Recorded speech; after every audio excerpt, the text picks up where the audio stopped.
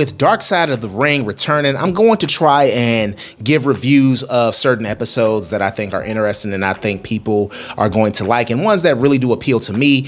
And the new season kicked off with a three-parter, which is the story of Jeff Jarrett and TNA. I am kind of happy that we are just at that point where we're done doing these old stories and retrospectives on WCW. I feel like we've drained that well dry. Like there's not much new. How many times can you hear about the NWO? How many times can you hear about Vince Russo's taking over? So I'm glad that we're moving on from that. And TNA has been around for 24 years. Like we are going to be celebrating TNA's 25th anniversary next year. So yeah, I'm glad that we're starting to get a little bit of stories that surround TNA, because it is a company that it's been around longer than WCW was, which is insane to think about. So this three-parter was really good. Part one, it just told the beginning of TNA, gave the background for Jeff Jarrett, Jerry Jarrett, their wrestling history. Jerry Jarrett, of course, longtime promoter from Memphis. You've got Jeff Jarrett, his son, Grandma Christine Jarrett. She was the first women's wrestling promoter. So history maker there. Like Jeff Jarrett and the Jarrett family, wrestling is their business. And so real quick, apologize. I'm still trying to work out how this new tripod works. So occasionally you may see it droop and drop. So apologies for that. But Jeff Jarrett, we see his story, we see the background, his run in WWE, WCW, how he got to where he was, famously getting fired on the last episode of Nitro. Vince McMahon saying, spelling his name, it's double G, double O, double N, double E, goon. He was saying that he was gone and basically firing him, which is hyper petty and just on brand for Vince, which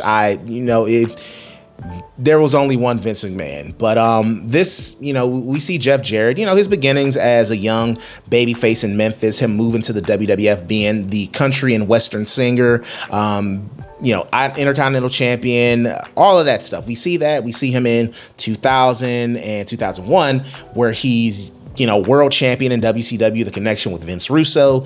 And we get to the point where we are at the beginning of TNA. We find out, how we got the money to start TNA up. And I forgot how wild those early days of TNA were. Like TNA in the early days, they were on some wild shit. So it was fun going back to them, the little person masturbating in the dumpster, the girls dancing in cages. Like it was a weird show, but it was also a show that I found that show highly entertaining, and it's fun going back to that era, and then seeing the young talent that TNA did have. Like for all the shit that I can give them, Jeff Jarrett and whoever was getting the talent for TNA, they did have an eye for it. You got young AJ Styles, Chris Sabin, Amazing Red. Like you got Low Key, Christopher Daniels, Elix Skipper, like some hangers on from those WCW dying days like Elix Skipper, and you mix them in with lesser known talent like the Amazing Red. You had solid veterans like Jerry Lynn.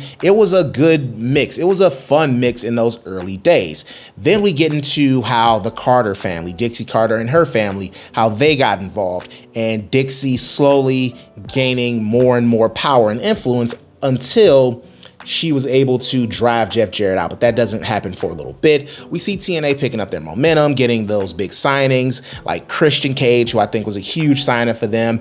Good for him. Good for TNA. Kurt Angle coming aboard, which was just that elevated them even more.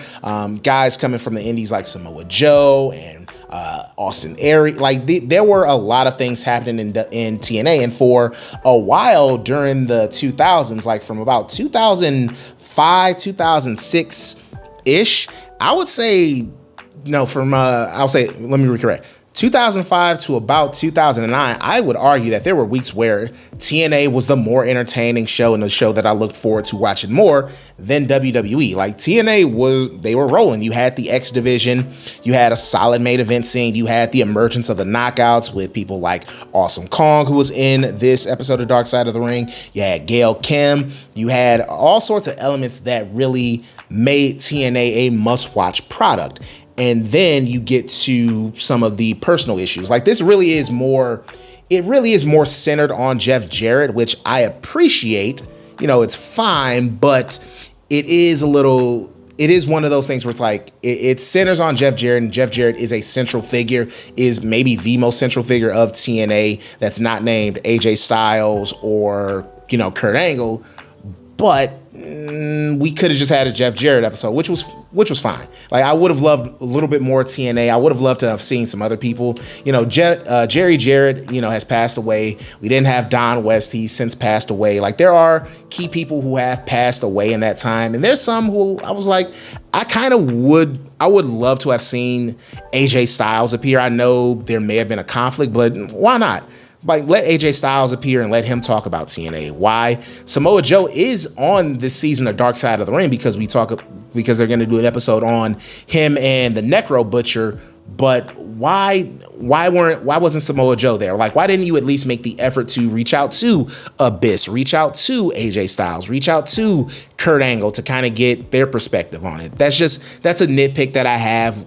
And there was no Gail Kim, which was the other weird thing. Like, you have Awesome Kong there, which is fantastic. Awesome Kong, one of my favorite women's wrestlers ever, but you don't have Gail Kim there. That doesn't feel all the way right to me. But as we progress, we get to the tragic passing of Jeff Jarrett's first wife, Jill, and Scott Steiner even broke down. Like, Scott Steiner had to walk off set for a little bit to kind of collect himself. Just a sad situation. We see the Kurt Angle, Karen Angle, now Karen Jarrett. We see that. We see a little bit of that and how far apart their marriage had fallen, and the beginning of the relationship between Karen and Jeff. The thing that I thought as a fan, and many of us, is that, Karen and Jeff kind of hooked up and, behind Kurt's back. But in reality, and this is something that they've talked about and known for years, but in reality, their marriage was pretty much done. And Karen and Jeff, they kind of naturally connected and got together. And, Jeff didn't steal Karen from Kurt. They were just, they just happened to fall in love, and now they've been married for all these years since. It was fascinating. But then we get to, which ultimately leads to Jeff getting pushed out of TNA by Dixie. Now, Dixie Carter wasn't in this, this three-parter. And I think that was a big mistake on her part, because there's a lot of context that Dixie could have added. We really did just get the side of Jeff and Karen and Jim Cornette and Vince Russo. We didn't get Dixie's side of the story when it came to that element. And I think that overall, that did slightly hurt the episode, where it's like, I think Dixie should have been on the show. Like, Dixie turned down the interview, but I do think I want to hear Dixie's perspective. Like, we're hearing all these things. We think all these things. Why wasn't Dixie involved in the show? Like, it was her choice, but I think it would have added more to the episodes of Dark Side of the Ring that we got.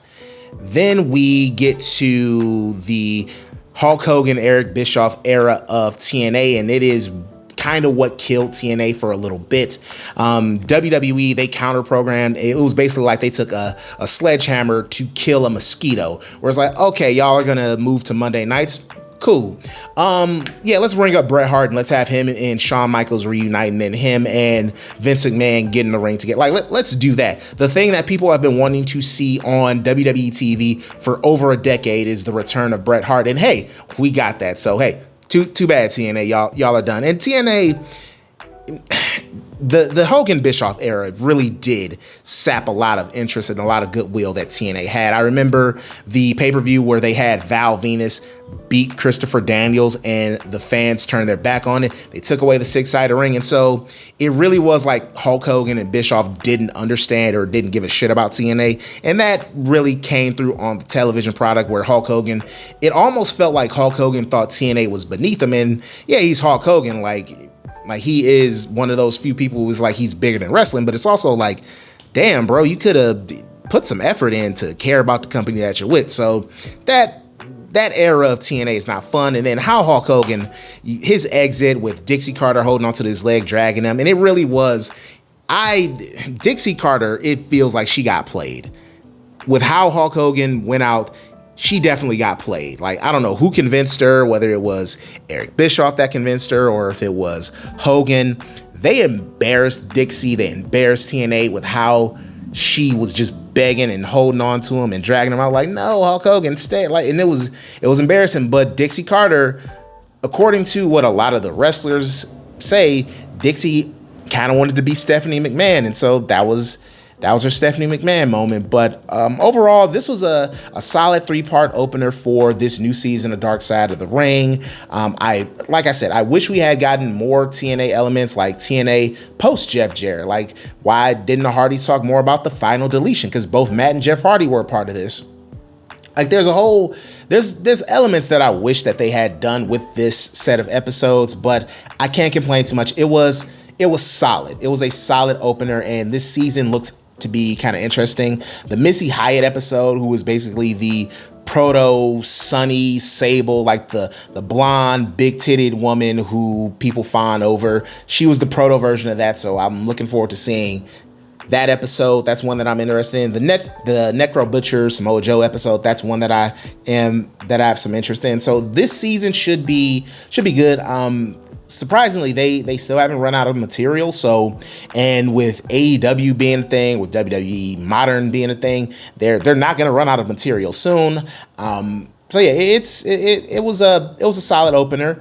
Let me know what you think of Dark Side of the Ring, and let me know what you think of the camera drooping and dropping. Again, apologies. I'm still working out the kinks, but yeah, let me know what you think. If you were a TNA fan, you know what? Give me your TNA Mount Rushmore. Who would you say is your TNA Mount Rushmore? For me, it would be AJ Styles, Kurt Angle, Abyss, and either Sting, or I would give it to maybe possibly Christian Cage. But let me know what you think of that. Let me know what you think of TNA, Dark Side of the Ring. Let me know the episode that you're looking forward to, and I will catch you all with another review coming soon.